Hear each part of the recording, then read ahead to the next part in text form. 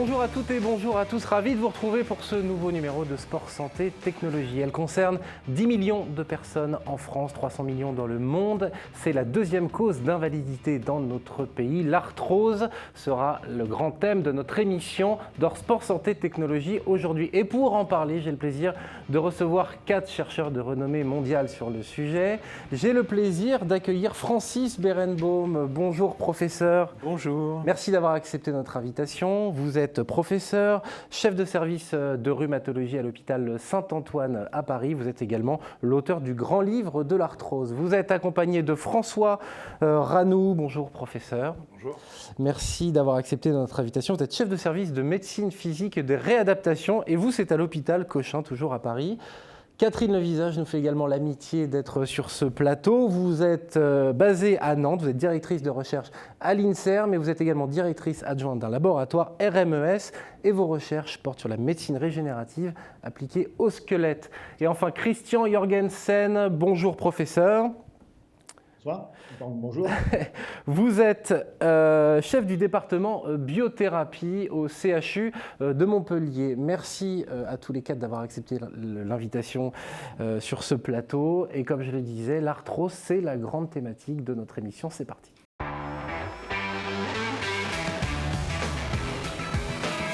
C'est parti pour notre émission consacrée à l'arthrose. L'arthrose est la maladie articulaire, la pathologie la plus répandue en France. Elle se caractérise par une destruction du cartilage qui s'étend à toutes les structures de l'articulation et du tissu synovial. Et pour en parler, on va commencer avec vous, Francis Berenbaum.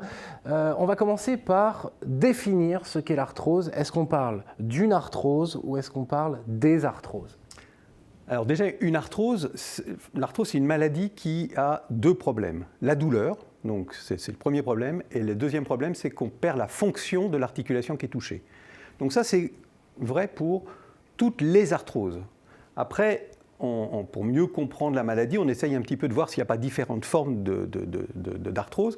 Et là, on s'aperçoit que, pour faire simple, il y a effectivement plusieurs types d'arthrose, mais on va dire qu'il y a 2 grands types. Il y a celui qui se fait chez une personne qui n'a pas d'autres problèmes de santé, qui va avoir un traumatisme, comme par exemple sportif ou professionnel. Et là, l'arthrose va se faire sur cette articulation qui a été traumatisée. Et puis, il y a l'arthrose qui va se produire chez des personnes qui peuvent avoir d'autres comorbidités, c'est-à-dire d'autres problèmes de santé, comme par exemple une obésité, ou d'autres problèmes qui sont liés à des anomalies du métabolisme et qui va être un facteur favorisant pour développer de l'arthrose, même s'il n'y a pas eu un traumatisme majeur. Il peut y avoir eu des petits traumatismes. Mais on voit que là, il y a vraiment deux grands types d'arthrose que l'on peut définir. Alors justement, y a-t-il des facteurs de risque qui sont clairement identifiés ? Oui, il y a, on va dire, 3 grands facteurs de risque qui ont été identifiés. Le premier, évidemment, c'est l'âge. Ça reste quand même une maladie qui est liée à l'âge. Attention, je n'ai pas dit que c'était une maladie de la personne âgée, parce qu'on s'aperçoit qu'elle apparaît de plus en plus jeune. On voit des patients. Et on parle d'une maladie ? Oui, alors absolument. C'est ça la question. C'est une pathologie ou c'est une maladie ? Vous avez raison, parce que pendant longtemps, on disait que c'était simplement de l'usure, en fait. Vous voyez, le pneu, au bout de 60 000 km, il est usé. Le pneu, c'est l'articulation, quoi. Ça n'a rien à voir. En fait, ce n'est pas du tout de l'usure. L'arthrose, c'est une véritable maladie compliquée où on essaie de comprendre les mécanismes pour justement trouver une nouvelle cible thérapeutique. On en parlera. Mais non, c'est une vraie maladie. Les 3 grands facteurs de risque, c'est effectivement le vieillissement, mais encore une fois, on peut voir des arthroses dès 30 ou 40 ans s'il y a d'autres facteurs de risque. Le deuxième facteur de risque bien identifié, c'est le traumatisme. On va beaucoup en parler aujourd'hui. Et le troisième facteur de risque, c'est l'obésité.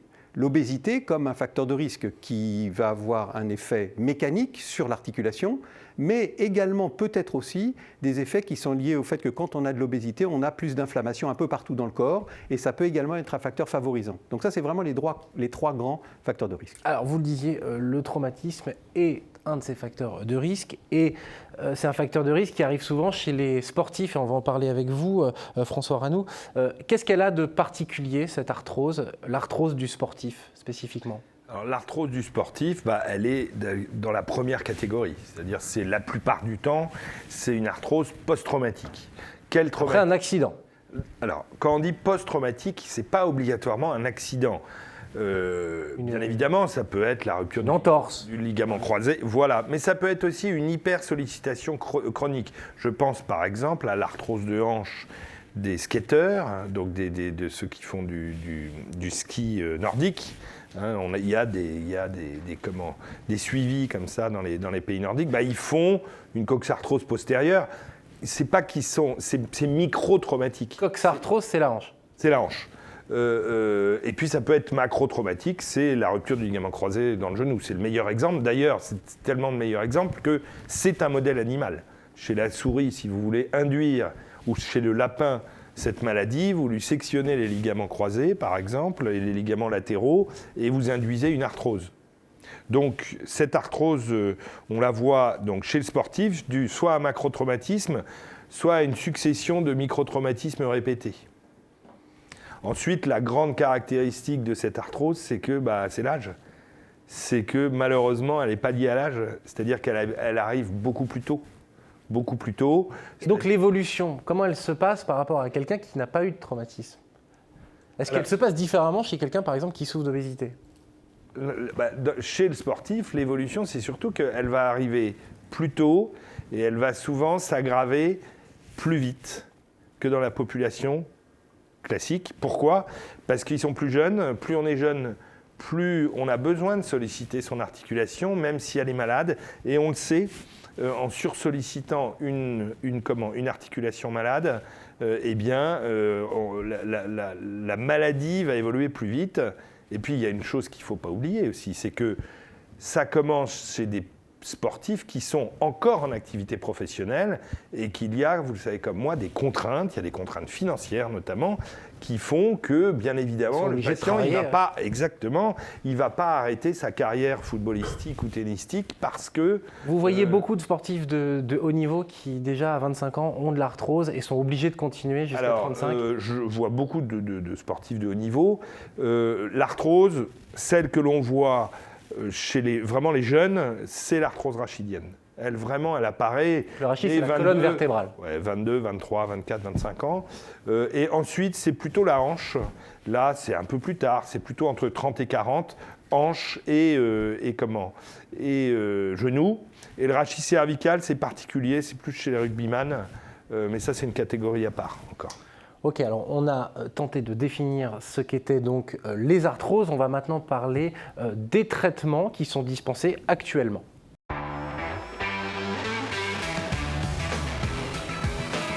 Et François Ranaud, on va commencer avec vous la deuxième partie de cette émission. Quels sont les outils mis à disposition des médecins pour aller détecter l'arthrose? Alors d'abord, le diagnostic, c'est un diagnostic clinique, c'est ce qu'on a dit dès le début, c'est une douleur, voilà. Et puis après, on va avoir besoin d'une imagerie. Le gold standard, c'est-à-dire la référence, c'est encore la radiographie classique, qui va nous montrer quoi? Qui va nous montrer, qui va, de manière indirecte, nous montrer qu'il y a une perte de cartilage. Ok, il y a une tache, quoi? Non, ce n'est pas une tache, c'est plutôt un vide, et un vide qui se ferme. Okay. Entre les os, puisque à la radio on voit les os, on voit le cartilage. Par contre le reste tout est transparent, le cartilage est transparent, donc c'est une image indirecte. Et donc on va voir les deux surfaces osseuses au niveau d'un genou ou d'une hanche qui vont se rapprocher. Pas besoin d'IRM, pas besoin de scanner, une radio suffit. Une radio suffit, le diagnostic est posé, et on peut le comprendre aussi, c'est que c'est une maladie qui est quand même très mécanique. La radio est un examen qui est fait de manière, je vais l'appeler dynamique. C'est pas vraiment dynamique, mais en tout cas, c'est fait debout, en position plutôt douloureuse, alors que l'IRM, on l'a fait dans une position plutôt allongée. Donc globalement, vous n'attendez pas vraiment, au niveau de l'imagerie, des avancées qui vont vous permettre... d'aller voir plus. Enfin, vous n'avez pas besoin d'avoir des avancées incroyables. Non. Et d'ailleurs, souvent, les patients viennent avec une IRM. La première chose que je fais, je leur prescris une radio. Par contre, en termes de recherche et d'évaluation de nouvelles thérapeutiques, il est clair que l'IRM est indispensable. Et aujourd'hui, je crois qu'on peut considérer que c'est vraiment le gold standard de l'évaluation de la structure. Pas de la douleur, de la structure. Vous êtes chef de service de médecine physique et de réadaptation à l'hôpital Cochin. Expliquez-nous quels sont les traitements que vous proposez aux patients qui viennent vous voir actuellement. Alors, donc, les traitements, nous, on s'occupe surtout des traitements non pharmacologiques. En gros, il va y avoir 2 types de traitements. Il va y avoir des traitements qui vont être portés par ce qu'on appelle la kinésithérapie, et donc qui vont être quoi? C'est toujours la même chose, c'est-à-dire on doit stabiliser l'articulation, il faut qu'elle soit stable. Donc avec un muscle. D'accord. Et c'est comme une roue qui est mal vissée, c'est pareil. Il faut que ce soit bien vissé, ok. Donc il faut des bons muscles, et il ne faut pas que ça s'enraidisse. D'accord. Donc on va travailler là-dessus, on va étirer. On va les étirer et on va renforcer les muscles. Après, on va leur faire faire également de l'activité physique adaptée. En gros, c'est du sport. Ensuite, ce qu'on va leur faire, la deuxième partie du traitement, c'est d'utiliser des orthèses. Alors les orthèses, elles vont faire 2 choses. Elles vont soit posturer une articulation, c'est-à-dire pour conserver on va dire le débattement articulaire. Typique, c'est ce qu'on utilise dans la rhizarthrose, où on fait poser, on l'adduit. La rhizarthrose, c'est le pouce. C'est le pouce, où on met une orthèse avec une ouverture importante qui est là juste pour garder cette ouverture. Parce que si vous vous retrouvez comme ça, c'est compliqué. Et puis on va avoir des orthèses qui vont être un peu différentes, qui vont être des orthèses correctrices. Et là, typiquement, c'est dans le genou, où on va tout faire pour diminuer la contrainte sur le compartiment du genou qui fait mal. De l'orthèse à la prothèse, il n'y a qu'un pas et on va en parler avec vous, professeur Jorgensen. Dans le cadre des recherches que vous menez, est-ce que vous pouvez me parler un petit peu de ce qui se fait aujourd'hui au niveau des prothèses? Est-ce que ça fonctionne bien et à quoi va ressembler la prothèse de demain? Alors aujourd'hui, les prothèses, ce sont des implants mobiles et effectivement qui sont à la fois adaptés aux besoins, à la surface et qui sont donc personnalisés et dont les résultats sont plutôt excellents. Hein. Les implants fonctionnent bien. Maintenant, on sait qu'au-delà d'une certaine durée, hein, qui va en général au-delà de 20 ans, il peut y avoir des soucis, hein, des soucis soit de décèlement, de réaction inflammatoire, et qui peuvent entraîner effectivement à ce moment des douleurs qui reviennent et qui peuvent au pire nécessiter une reprise. Et les travaux aujourd'hui vont dans le sens de développer des implants, alors, on va appeler bio-ingénierie, c'est-à-dire qu'en fait on va utiliser des biomatériaux dont une partie est résorbable et sur lequel on va pouvoir, à partir d'une modélisation, à partir de l'imagerie, recréer en 3 dimensions un implant parfaitement adapté. Mais là on est sur une phase recherche, bien sûr. Si je vous dis que la pose de prothèse c'est le dernier recours, est-ce que c'est vrai ? Alors, oui, ça c'est clair qu'aujourd'hui, c'est le dernier recours. C'est-à-dire on va, comme vous l'ont expliqué mes collègues, on va d'abord adapter l'exercice physique, on va proposer des injections d'acide hyaluronique, par exemple. Hein, on va proposer des infiltrations, possiblement, on va adapter l'équipement sportif. Enfin voilà, on va faire tout ce qu'on peut pour retarder l'échéance. Mais parfois, si le patient souffre beaucoup, si l'articulation est très abîmée, l'arthrose est très avancée, aujourd'hui, c'est la solution thérapeutique. Bien sûr, on travaille sur des alternatives, mais là encore en recherche, aujourd'hui, la chirurgie a tout à fait sa place. Elle est bien faite, les matériaux sont d'excellente qualité, les résultats fonctionnels sont excellents, mais on veut toujours faire mieux. A-t-on les mêmes résultats selon l'articulation qui est opérée ? Alors, c'est vrai qu'on a beaucoup de recul sur la prothèse de hanche, d'abord qui a subi beaucoup d'améliorations au fur et à mesure des décennies. Il y a des résultats aujourd'hui excellents aussi sur les prothèses de genoux. Encore une revue du journal Lancet récente qui montre le recul à 25 ans sur les prothèses de genoux, et en fait on a pratiquement 80% de maintenance à 25 ans, ce qui est quand même tout à fait excellent. Des résultats plus aléatoires sur les autres articulations, par exemple la cheville, par exemple. Parce que le pied est une articulation beaucoup plus compliquée, enfin déjà est un ensemble d'articulations beaucoup plus compliquées.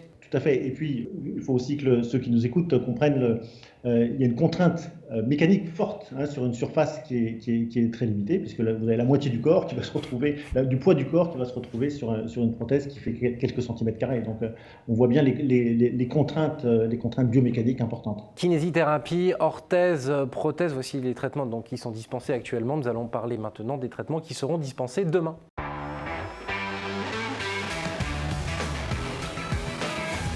La recherche avance, elle avance très vite dans certains domaines, mais pour l'arthrose, eh bien, le remède miracle se fait un petit peu attendre. Mais cela ne vous empêche pas, vous ici présents, de chercher à trouver ce remède. Christian Jorgensen, vous faites, vous, de la recherche de base sur ce qu'on appelle les cellules souches. Alors, avant de rentrer dans le détail de vos recherches, est-ce que vous pourriez définir ce qu'est une cellule souche pour nos téléspectateurs ? Alors, c'est un progéniteur. En fait, c'est la cellule qui va donner naissance à la cellule du cartilage qu'on appelle le chondrocyte. Beaucoup de tissus de l'organisme ont un progéniteur commun. C'est le cas de la moelle osseuse, c'est le cas du tissu adipeux, c'est le cas du cartilage. D'où la possibilité d'avoir recours à des progéniteurs qu'on va chercher donc dans la moelle osseuse ou dans le tissu adipeux et les utiliser comme, si vous voulez, précurseurs pour la cellule du cartilage. Et en quoi ces cellules, elles peuvent être vraiment efficaces dans le traitement contre l'arthrose? C'est-à-dire qu'on va recréer du cartilage à partir d'une cellule de base? Malheureusement, un tout petit peu plus complexe que ça, mais effectivement, ces cellules ont cette capacité de redifférenciation en cellules du cartilage. Du coup, capacité de refaire une matrice de collagène qui entoure cette cellule du cartilage et donc de faire un tissu fonctionnel. Mais on sait aujourd'hui que ces cellules interagissent beaucoup avec leur environnement, ont des vertus sur l'inflammation, vont éviter la fibrose et en fait vont avoir un effet protecteur en fait, au-delà de cette simple fonction de régénération tissulaire. Donc il y a une action double, il y a une action à la fois sur l'environnement articulaire qui est en souffrance et puis une action de régénération. Alors où est-ce qu'on en est de ces recherches? Est-ce que cela fonctionne et quelles sont les limites que vous pouvez rencontrer? Donc, il y a des études cliniques. Donc, on a démontré que ça fonctionne d'abord in vitro, puis on a fait ensuite des modèles sur des animaux pour montrer qu'il y avait une sécurité, qu'on pouvait le faire en toute confiance et qu'il y avait des résultats intéressants. Et aujourd'hui, on est sur ce qu'on appelle des phases de recherche clinique. Donc, ce sont des études de phase 2 comparatives, sur lesquelles d'ailleurs mes collègues ici ont participé. Donc, il y a une étude qui s'appelle ADIPOA, donc on a terminé le recrutement et en cours d'analyse, et une étude ReSpine sur le disque intervertébral qui pose un peu les mêmes difficultés. Et là encore, tous les recrutements sont faits et c'est en cours d'analyse.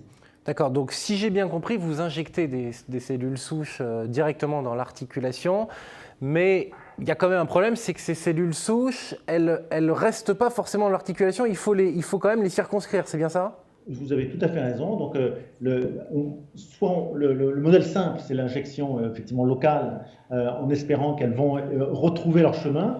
Mais après, on a des solutions effectivement un peu plus smart où on les combine avec des matériaux qui sont adaptés, qui sont résorbables, qui n'entraînent pas d'inflammation et qui sont adaptés à tolérer des cellules souches et qu'on peut donc ainsi faciliter leur implantation. Mais ça va fonctionner si vous avez un défaut très, très bien focalisé, ce qui peut être le cas d'un accident sportif, par exemple. Vous voyez, il y a un sujet qui a une perte de substance, c'est-à-dire il a un défect sur le cartilage de plusieurs centimètres carrés.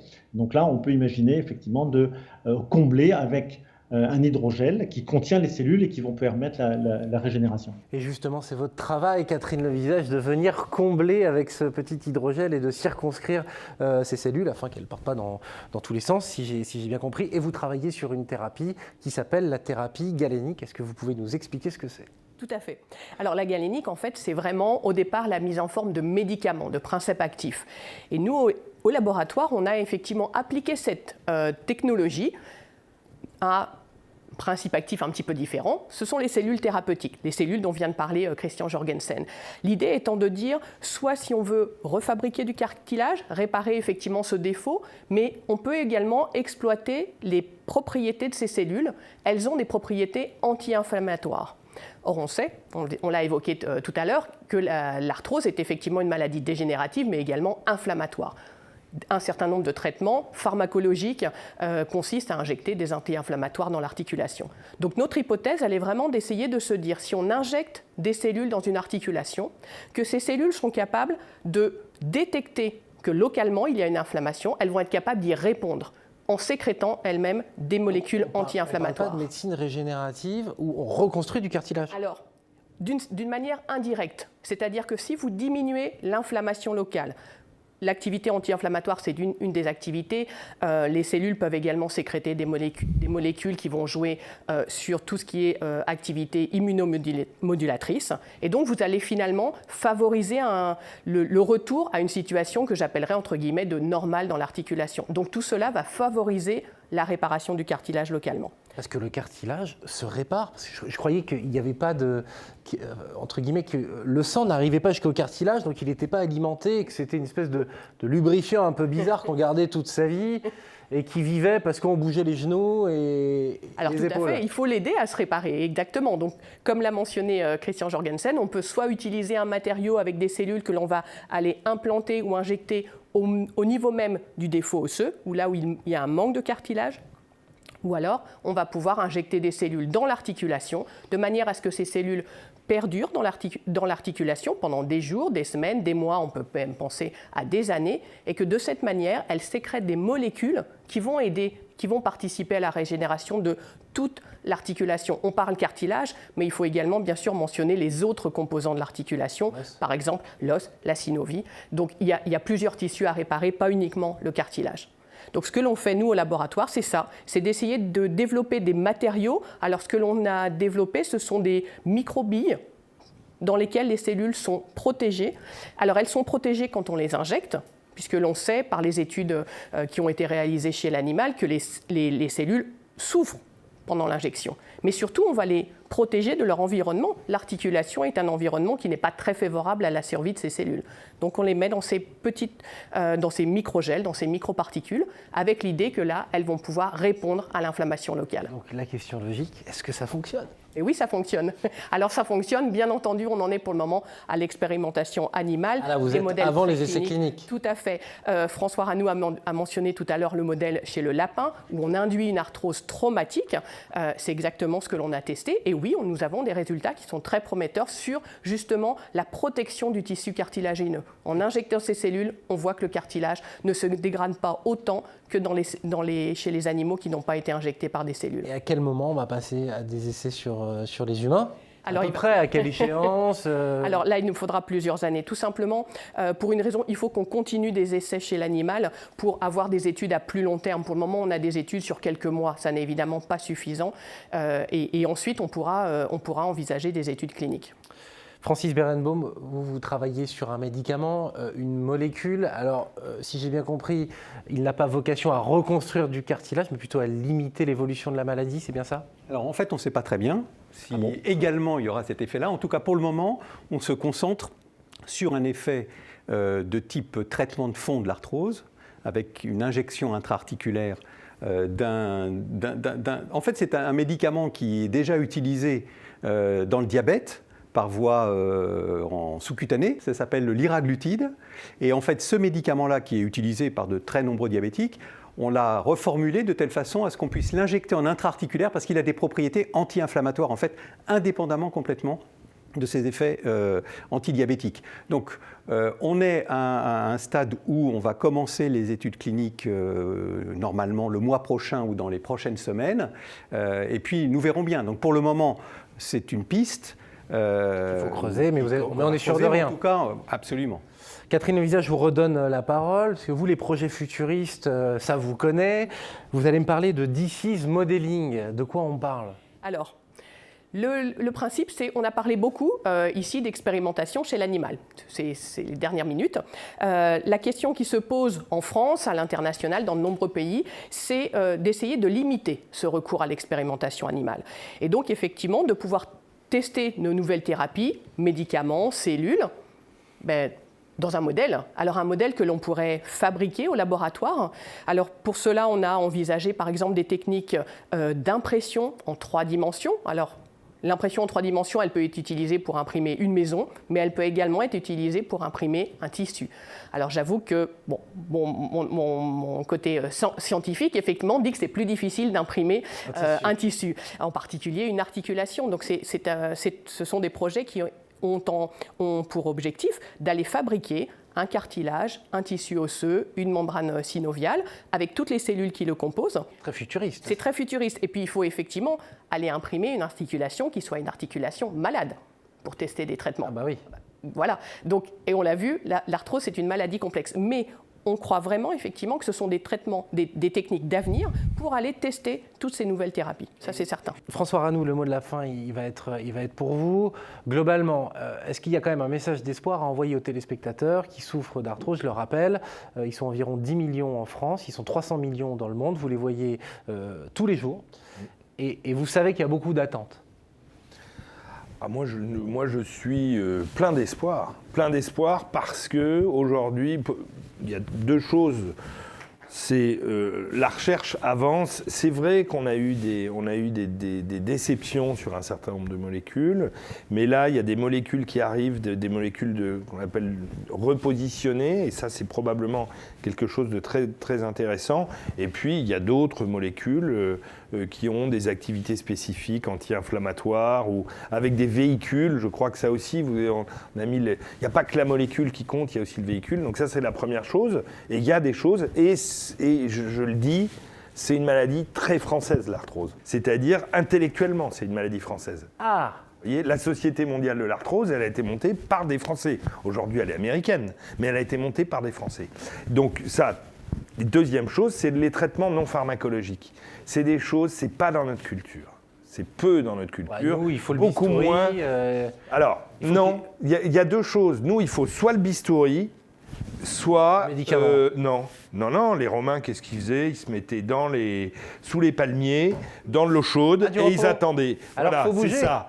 Or, le traitement non pharmacologique, puisque le traitement chirurgical est un traitement non pharmacologique, il y a aussi tout ce qui est entre deux. Il y a les orthèses, la rééducation bien faite. Pour ça, il faut avoir bien évidemment des kinésithérapeutes qui soient de bon niveau, formés. Et donc voilà, je crois que honnêtement, on n'est pas entre nous dans ce domaine-là, on n'est pas triste, hein. Pas du tout.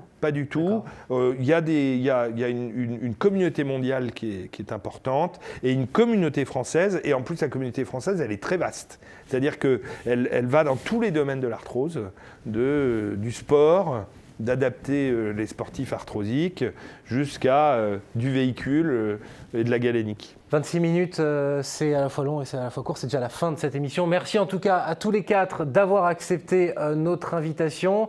Et bon courage pour vos recherches. Je suis sûr que beaucoup de patients nous regardent et puis portent beaucoup d'espoir sur vos travaux. Merci à vous de nous avoir suivis. On se retrouve le mois prochain pour un nouveau numéro de Sport Santé Technologie. Salut.